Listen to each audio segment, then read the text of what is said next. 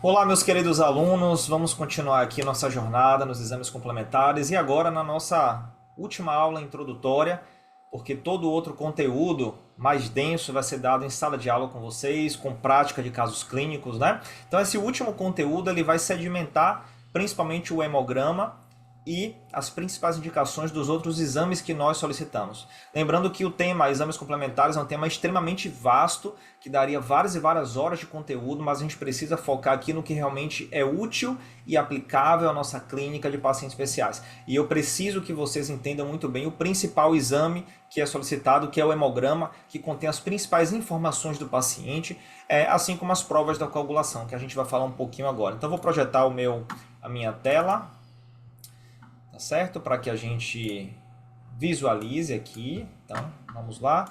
Tela devidamente projetada. Então, vamos lá. Toda vez que falamos do hemograma, é a nossa impressão digital, nosso fingerprint, tá? É o exame que tem a menor variação dentre os demais exames hematológicos solicitados. Então, é um exame que ele tem uma constância, a gente pode falar isso.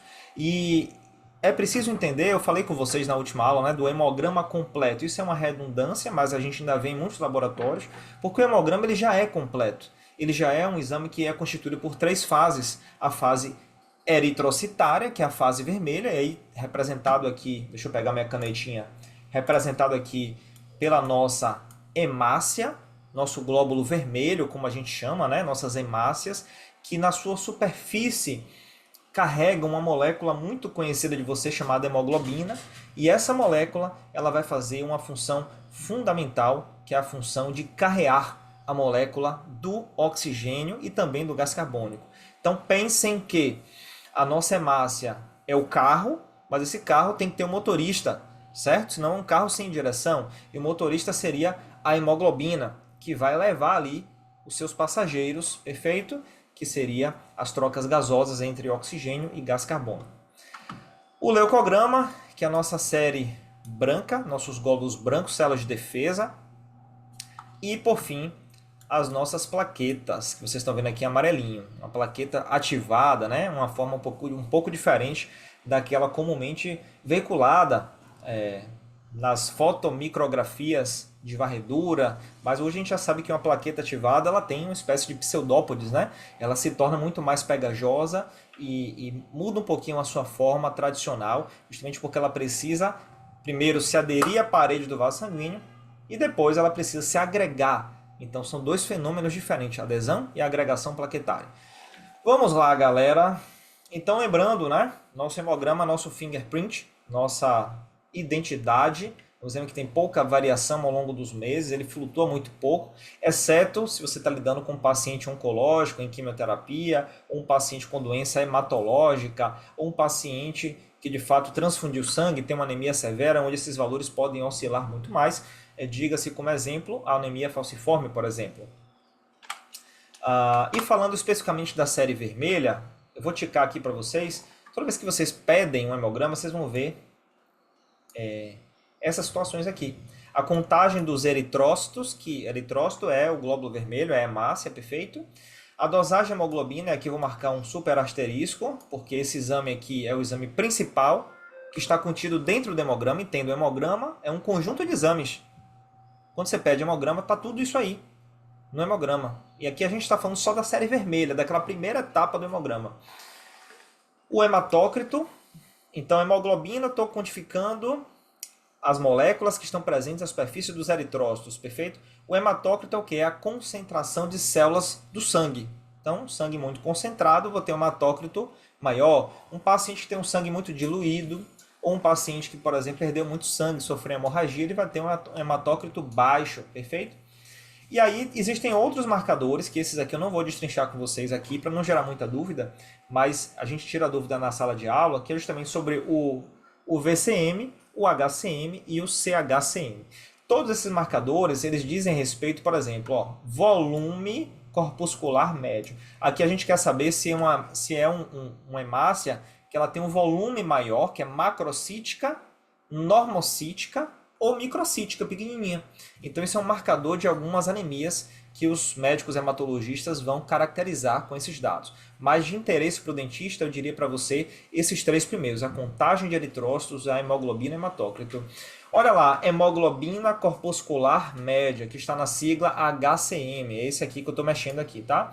Então aqui eu quero saber se essa hemácia ela é hipocrômica, ou seja, ela tem pouca hemoglobina, por isso ela é mais branquinha, se ela é normocrônica ou se ela é hipercrômica, ou seja, se ela é muito corada, tem muita hemoglobina em sua superfície. Esse é um marcador, mais uma vez, um exame que quem geralmente avalia isso é um médico hematologista ou clínico. E por fim, a concentração da hemoglobina corpuscular média, o CHCM, que justamente diz respeito à concentração em gramas por decilitro de hemoglobina naquele eritrócito. Então, mais um outro marcador que, para a gente, para nós dentistas, é mais a título de informação. Vamos lá. O que é eritropoiese? É a constituição das células vermelhas. Certo? Então, elas partem lá da medula óssea, com esse nomezinho aqui, o proeritroblasto, e vão maturando com exposição a ferro e vitamina B12 para se tornarem uma hemácia. Ou seja, pessoas que têm baixas taxas de vitamina B12 ou baixas taxas de ferro, ferritina, folato, elas vão ter um processo de maturação mais lento, o que vai levar a um menor número de eritrócitos viáveis, consequentemente a uma anemia. Perfeito?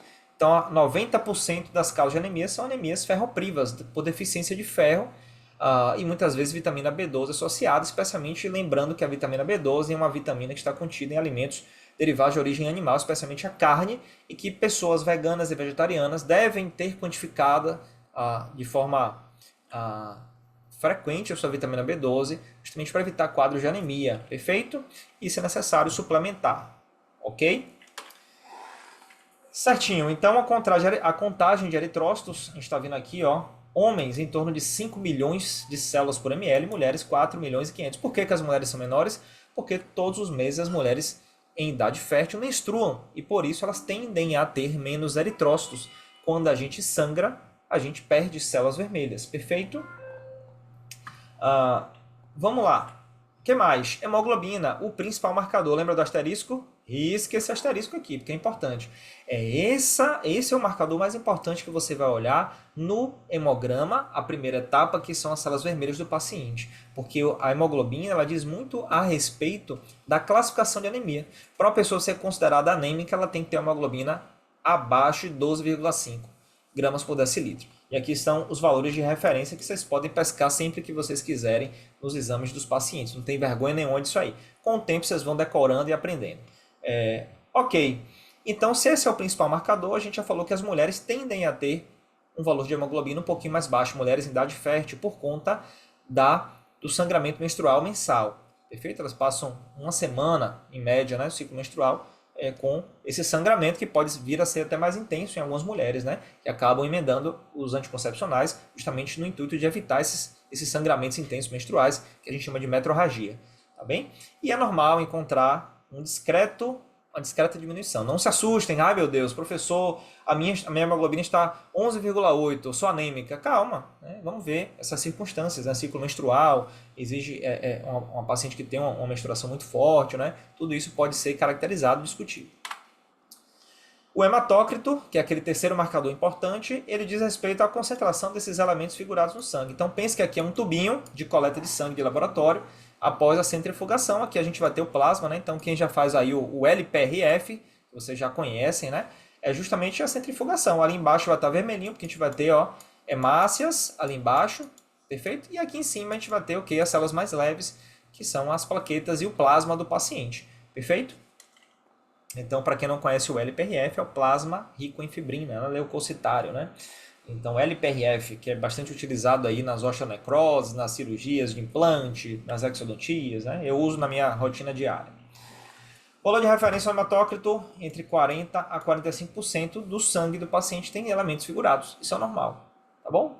Valores aumentados, sangue concentrado, tendência à trombose. Valores diminuídos, sangue diluído, tá bom? Ok. Eu posso ter pacientes com hemoglobinopatias. O que são isso? Patia é doença, né? Vem do grego doença. E hemoglobina, você já sabe o que é. Então, é alterações, doenças, né? No padrão da hemoglobina. E você pode ter as mais comuns que vocês conhecem. A doença falciforme é muito comum, né? bastante comum aqui no estado da Bahia, principalmente nós estamos numa área endêmica, né? Que na verdade não, isso não é contraído nem passado para nenhum paciente, é genético, perfeito? Então, basicamente, anemia significa redução dos níveis basais da hemoglobina, que a gente viu lá bonitinho, né? Acima de 12,5. Aqui é um exemplo da anemia falciforme, que a gente já falou com vocês, onde eu tenho uma hemácia com um padrão alterado justamente por uma troca de uma timina por uma adenina, que vai repercutir, em vez na hora que o RNA mensageiro vai lá e há o processo de tradução, em vez de gerar uma glutamina, ele gera uma valina, substituindo essa cadeia proteica, e gera uma hemoglobina alterada, que vai sofrer várias contrações e vai alterar a estrutura da nossa hemácia. Olha que interessante, né? A doença falciforme é assim. E foi assim que os pacientes falcêmicos sobreviveram da malária, já que para a malária sobreviver no corpo, ela precisa de níveis normais de oxigênio e uma hemoglobina alterada, que gera um padrão de uma hemácia falcizada ou falcêmica, como vocês estão vendo aí, ela tem menor concentração de oxigênio basal. São pacientes com oxigênio muito menos, perfeito? São mais sujeitos a infecções, importante falar isso. E, portanto, a malária não sobrevive. Olha que interessante. Então, foi uma adaptação genética, um processo de seleção natural da África, na verdade, né? Onde a malária é muito endêmica e quando houve o processo de escravidão, essas pessoas foram trazidas para cá e os genes foram passados. No entanto, a doença falciforme ela gera diversos problemas, né? E aqui vocês estão vendo um deles, é a trombose, a obliteração de vasos devido ao formato de foice dessas hemácias, que não é o formato bicôncavo deslizante que a gente conhece dos glóbulos vermelhos e, portanto, gera tromboses, infartos, dentre outras situações muito sérias e muito graves. Ok, galera. Então, a gente vai colocar aqui série vermelha. Vou falar da série branca para vocês já já.